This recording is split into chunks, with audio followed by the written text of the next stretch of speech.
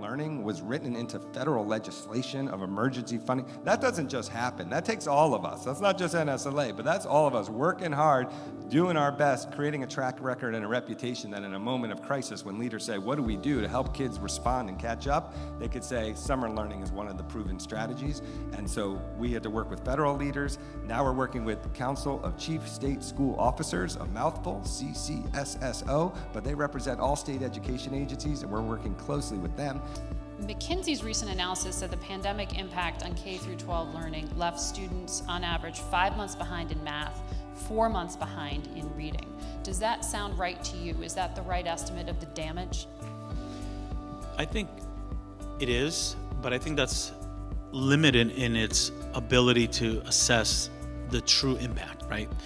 Think about the social emotional well-being of our learners, the lack of ability to engage in extracurricular activities where students learn a lot about themselves. So I appreciate the McKinsey report in that it really quantifies the challenges that we're going to have coming forward and the importance of using the rescue plan funds to provide stronger summer learning experiences, good wraparound services, good after-school programming.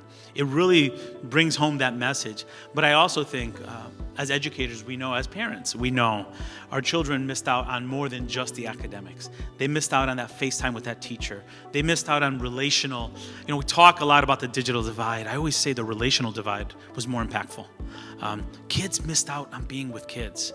And that's why it's critically important to have programs like the ones that were fostered by the folks in this room over the summer, where kids were able to engage with one another on an interpersonal level for that social and emotional well-being.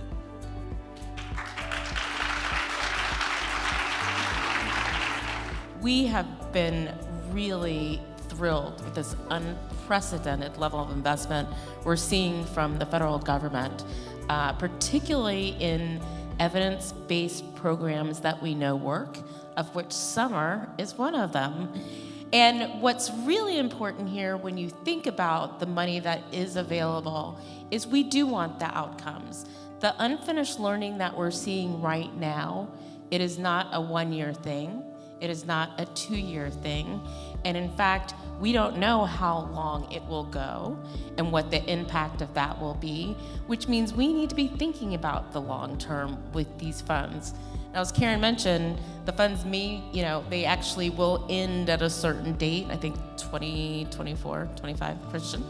But what we can do is take advantage of the now, and the now is building an infrastructure of support for programs that have been shown to work. Summer learning, expanding the learning opportunities, accelerating the learning opportunities.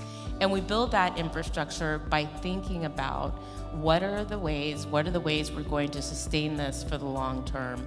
What are the type of right now programmatic investments that we can then add on to with the other federal funds from Title I and Title IV that'll be available to us. We think infrastructure is not just about roads, it's not just about buildings, it is about our kids and how we are going to accelerate their learning for the long run and make sure we continue to tackle the inequities that existed long before the pandemic. We've got to make summer experiences for young people part of the permanent sort of structure of our young people's lives. It can't be happening, it can't be happening incidentally. It can't be happening because someone is so courageous they take on. This has to be done, and not just for a summer or two. My schools, we had a board meeting. I'm the chairman of our board.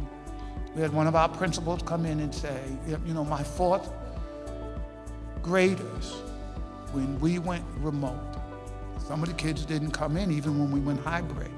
So that fourth grader didn't finish fourth grade because we stopped in March, missed all of fifth grade, and now is coming to us as a sixth grader. Do you know what that means for most kids in America who are poor, who already are in schools that are failing? For you to have missed a year and a half of instruction? Now, how are we going to make that up? If we support children every summer for 10 years, we'll put a big dent in it. This is not getting back to business as usual. This is not something that's gonna, you're gonna fix this in a year. It doesn't work like that. This is gonna take really a concentrated effort.